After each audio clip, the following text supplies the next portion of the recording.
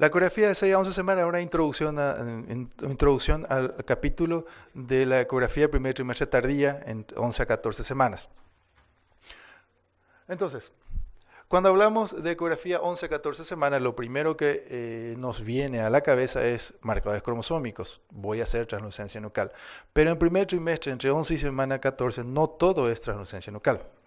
Entonces, tenemos que evaluar siempre la anatomía, no fijar el feto y hacer translucencia sin mirar anatomía. Hay que mirar anatomía fetal. Entonces, ¿qué no debemos dejar de ver? ¿Sí? ¿Qué patologías debemos ver igual en estas semanas? Independientemente de los marcadores de cromosomopatía. Entonces, nuevamente, el objetivo de semana 11 a 14, determinar la edad gestacional, evaluar las estructuras anatómicas, evaluar los marcadores ecográficos, detectar posibles malformaciones y realizar el tamizaje de riesgo de la enfermedad hipertensiva. Nosotros vamos a ver entonces que detectar las posibles malformaciones entre las semanas podemos empezar a detectar algunas, sospechar algunas y diagnosticar otras. El mismo esquema de Timothy Truth, entonces podemos evaluar ya anatomía fetal alrededor de la semana 11 a 14 porque casi todas las estructuras ya están presentes. Entonces, según ISOT, entonces la ventaja reportada de la detección temprana es muy importante porque le da tranquilidad a la paciente y el diagnóstico se puede hacer precozmente.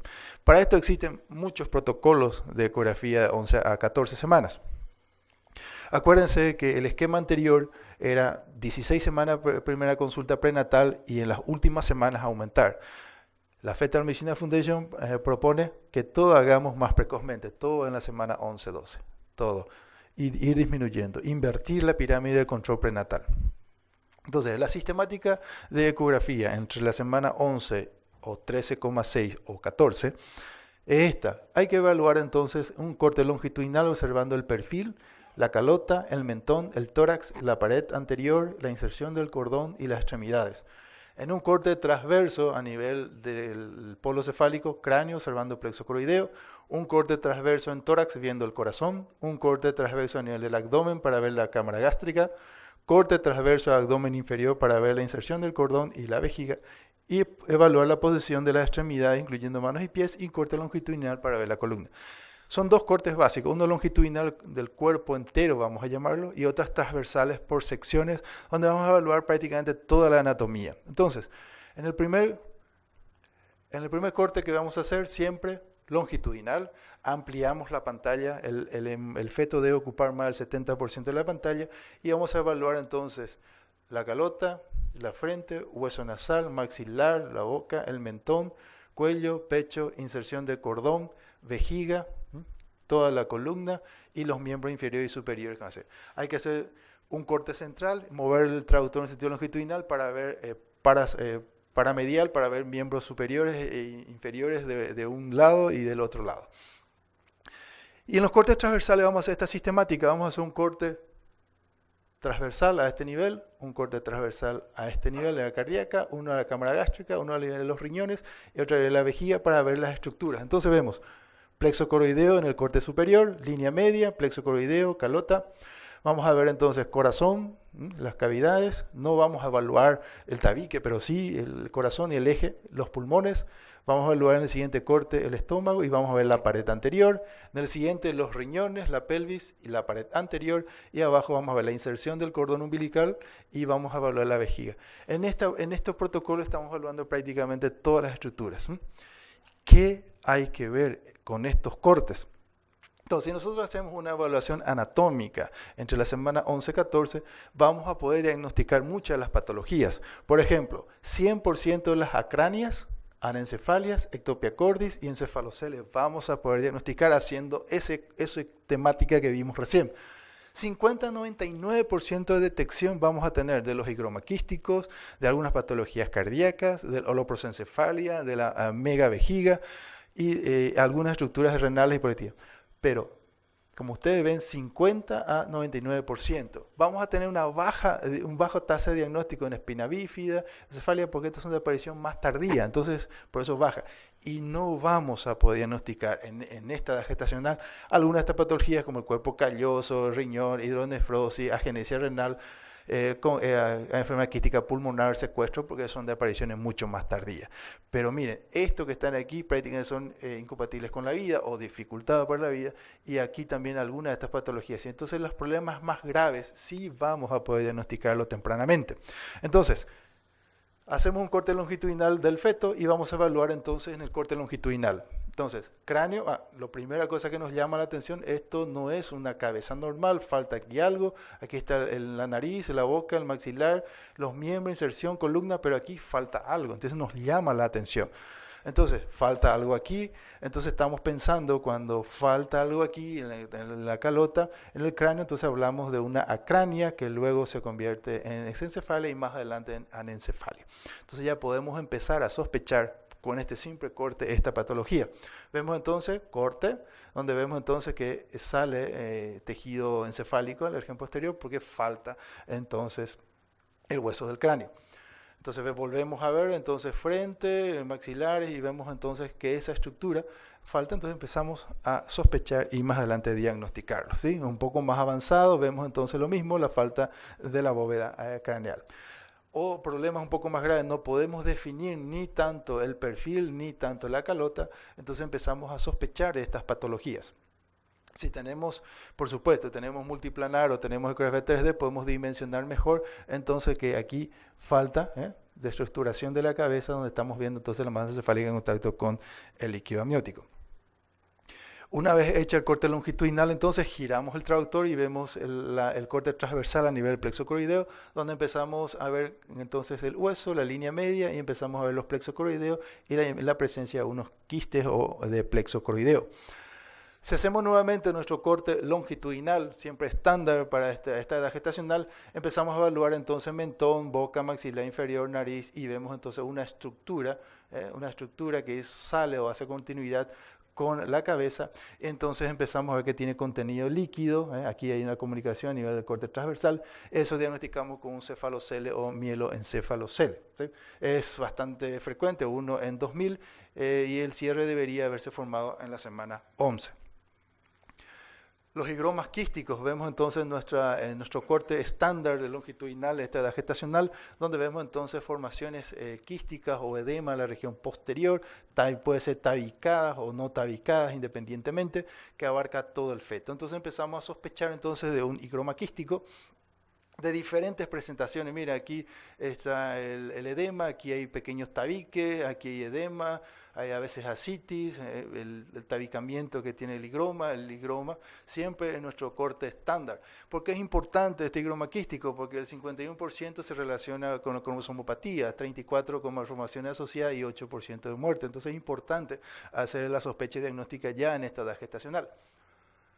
Higromas quísticos, miren, son de diferentes presentaciones, de diferentes zonas del cuerpo, del feto, estructuras grandes, miren, aquí es el cuello con sacos rodeando prácticamente todo, puede haber afecciones renales, puede ir asociado a muchas otras estructuras. Vemos entonces nuestro corte, sentido transversal.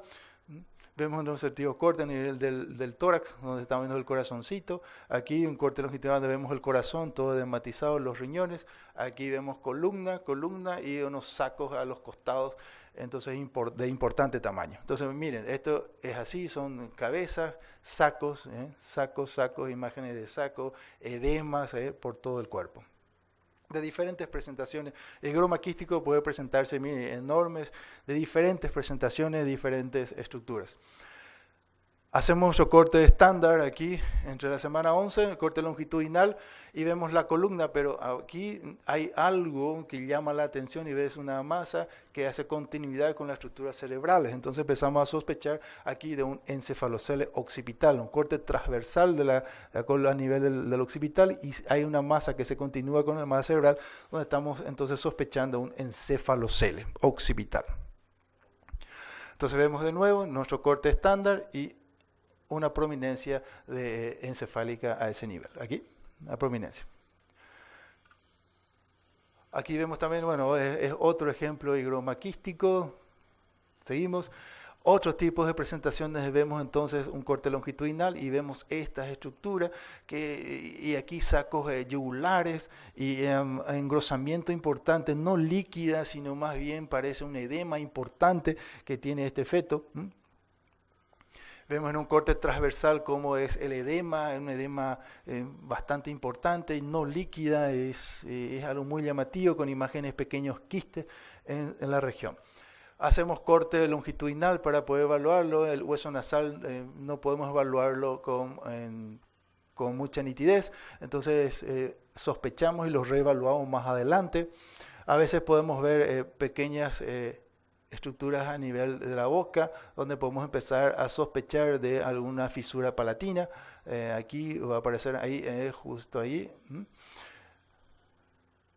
donde nosotros podemos ir viendo que el mentón, esta es la boca, no es una nariz normal, donde nosotros tenemos que entonces empezar a sospechar y reevaluar a esta paciente posteriormente, en la semana un poco, luego de 2 semanas, para poder hacer el diagnóstico. Mira, aquí mira el labio, aquí hay un problema en semana 14, aquí alguna sospecha aquí de que ese labio superior tiene algo, entre comillas. Entonces aquí vemos de nuevo, si tenemos la estructura 3D, vemos entonces la formación, aquí era un labio paladar hendido.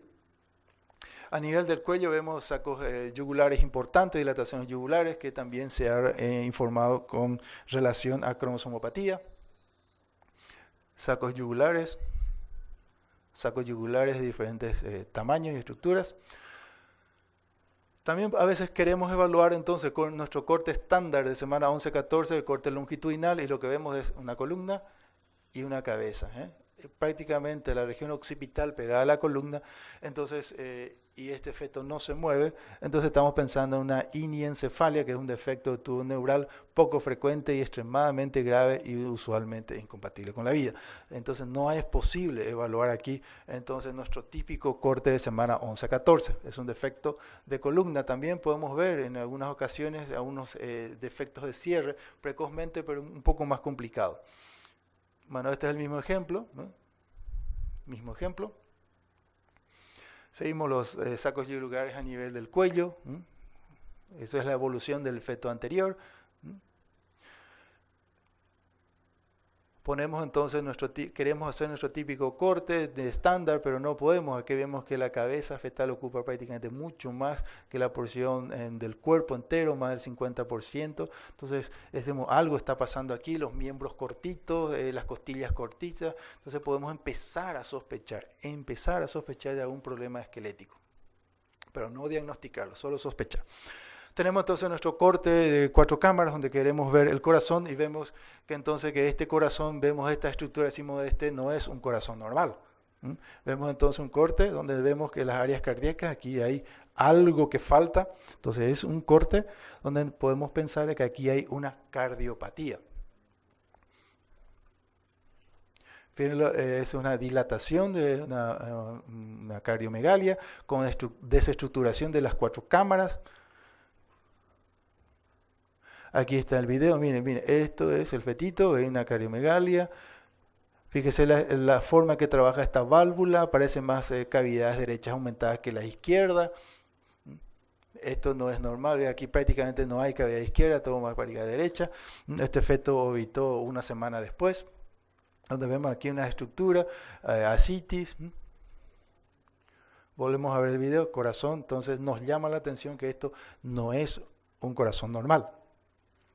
Bajando un poco más nuestro corte, vamos a tener entonces a nivel del abdomen una imagen hiperecogénica flotando al lado derecho del cordón. Entonces vemos que esto es asa intestinal, entonces estamos haciendo la sospecha de un defecto de pared anterior y con esta característica sin una membrana que lo recubre estamos haciendo un diagnóstico de gastroquisis. Entonces tenemos aquí entonces el corte del estómago, aquí a izquierda, acá a la derecha entonces una salida de contenido intestinal que se informa con esas características y formamos una gastroquisis entonces. ¿Sí? Vemos entonces un corte, aquí está la asa flotando en el líquido, Aquí en un corte típico que queremos hacer, entonces vemos esta área. Si tenemos duda de que esto sea cordón o intestino, ponemos el Doppler y van a ver que no se pinta. Entonces vemos aquí las asas intestinales. Vemos entonces a la derecha de la inserción, entonces en la mayoría de los casos también puede haber izquierdo, pero en menor porcentaje. Vemos entonces el video, aquí tenemos entonces la gastroquisis, la salida al costado del cordón. Otra incidencia, aquí tenemos las asas intestinales al costado del cordón. Aquí vemos entonces asas, cordón, asas, asas y asas. Donde vamos a ir evaluando entonces la gastroquisis. Si tenemos en la región anterior un defecto perianterior, pero la imagen que sale tiene una membrana que lo recubre, es a través del cordón, es sólido, pues la mayoría de las veces hígado, también intestino y inclusive a veces estómago, estamos hablando de un onfalocele. También es importante, puesto que se relaciona con aneuploidía y principalmente con la trisomía 18. Tenemos que describir entonces este defecto de la pared anterior, entonces que es a través del cordón, es un onfalocele, que puede variar de tamaño. Acuérdense que la hernia fisiológica tiene que regresar o desaparecer alrededor de la semana 12. Vemos diferentes presentaciones de onfalocele, onfalocele, onfalocele a través del cordón. A través del cordón, aquí está el cordón, sale por el medio. Diferentes presentaciones, vamos a ir pasando, diferentes presentaciones de onfalocele. Medimos, onfalocele, tratamos de hacer nuestro corte estándar, donde vemos entonces la translucencia, pero vemos algo más allí. Onfalocele, si tenemos tridimensional, es mucho más práctico para poder explicarle a la paciente cuál es la patología que tiene su feto. También es muy frecuente, nosotros tratamos de hacer nuestro corte estándar para esta semana y lo que vemos aquí entonces es que nos llama la atención es una imagen anecoica en la pelvis menor, o sea, estamos hablando de la vejiga. Entonces podemos evaluar, medimos esta vejiga, si mide más de 7 milímetros estaríamos hablando de una mega vejiga. Este medía 15 milímetros. También podemos evaluar entonces, si no nos acordamos de 7 milímetros y dudamos, entonces la longitud de la vejiga y hay una relación con la longitud cráneo que debe ser, si es superior a 10%, estamos hablando de una media vejiga. Entonces relacionar la longitud de la vejiga con la longitud de embrionaria, longitud cabeza-nalga, si esa vejiga es más del 10% de la longitud del feto, estamos hablando de una mega vejiga, ¿sí? Existen grados, acuérdense, 8 a 9, grado 1, 2 y 3, pero siempre el que tiene peor pronóstico es el que tiene más de 15 milímetros, como en este caso. Entonces, mega vejiga, como ustedes ven aquí, mega vejiga, mega vejiga, mega vejiga, mega vejiga, mega vejiga, hay muchas mega vejigas, no sé por qué, mega vejigas, de diferentes presentaciones, edad gestacional de semana 12, 13, 14, 16 milímetros. Confirmamos rodeando por cordón umbilical, ahí está la vejiga, mega vejiga con una longitud de 63 y esto prácticamente tiene 20. Cuando tenemos multiplanar o tenemos ecografía tridimensional, podemos empezar a evaluar los miembros superiores, miembros inferiores. Aquí vemos una mala posición de los miembros inferiores, aquí y aquí. Entonces ya podemos empezar a sospechar de algún problema en miembros inferiores.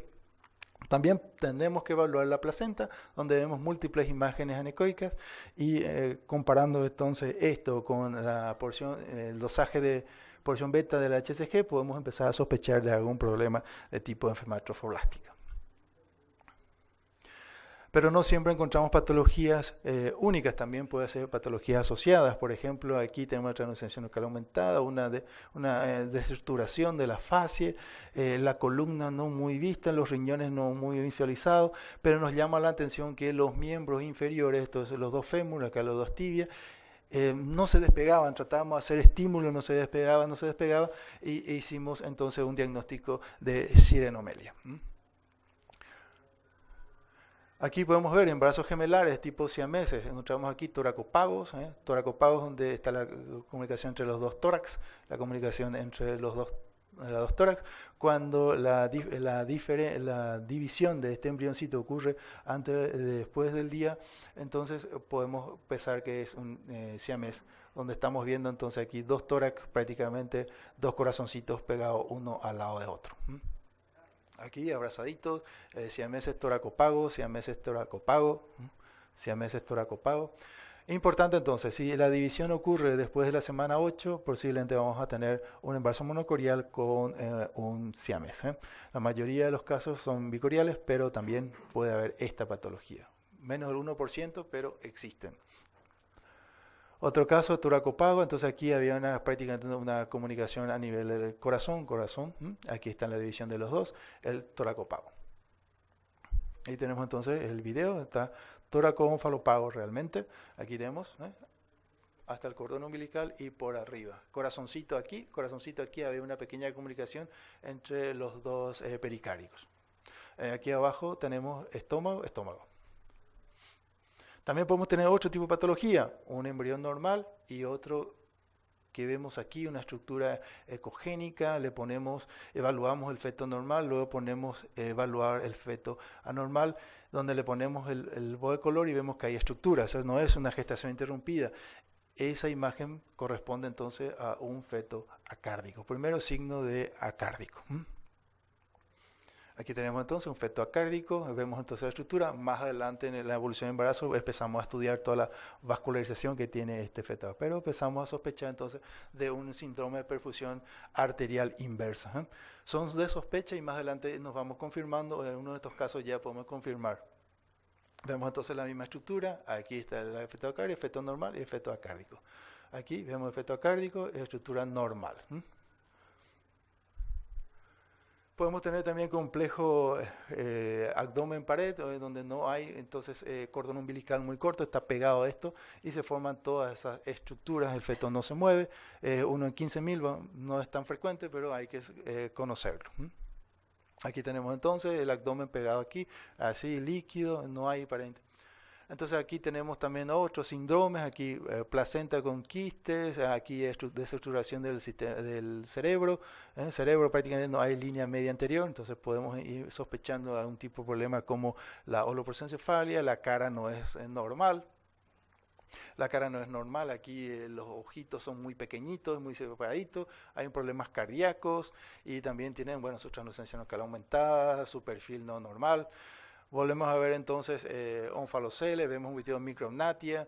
Bueno, si nosotros hacemos una evaluación estándar de 11 a 14 semanas con esos dos cortes y viendo la anatomía, por vía transvaginal se puede hacer perfectamente, también se puede, algunos requieren abdominal o por vía abdominal entre la semana 13 y 14, la mayoría de estos estudios que han publicado, entonces ellos tienen este cuadro que le dijimos hace rato de que se puede valorar perfectamente casi toda la anatomía.